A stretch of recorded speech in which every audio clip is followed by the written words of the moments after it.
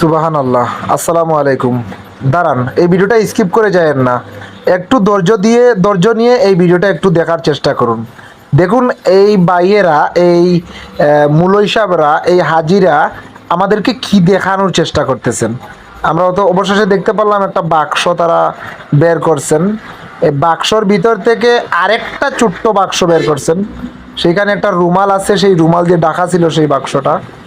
এই বাক্সের ডানখা খোলার পরে ছোট্ট আরেকটা বাক্স বের হয়েছে। সেই বাক্সের ভিতরে কি আছে সেই জিনিসটা আমরা একটু মনোযোগ দিয়ে দেখব।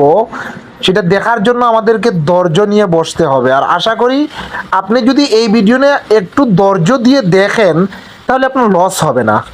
আপনার লস হবে না, এটা আমি গ্যারান্টি দিয়ে বলতে পারি। অতএব আপনি এই ভিডিওটা একটু মনোযোগ সহকারে দেখার চেষ্টা করুন।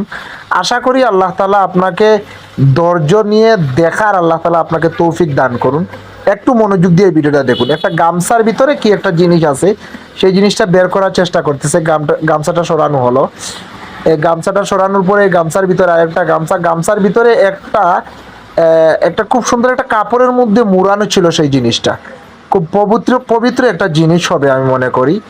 এই জিনিসটা খুব পবিত্র একটা জিনিস হবে। সুবহানাল্লাহ। আমার মনে হয় এই এই একটা গ্লাস, ছোট্ট মোট্ট একটা গ্লাসের মতো কি একটা জিনিস। এই গ্লাসের মধ্যে আমাদের প্রিয় নবীজির দাড়ি অথবা চুল মুবারক আছে আমার মনে হয়। আপনারা একটু প্লিজ জানাবেন যাদের জানা আছে যে এটার ভিতরে কি আছে। আমার মনে হয় প্রিয় নবীজির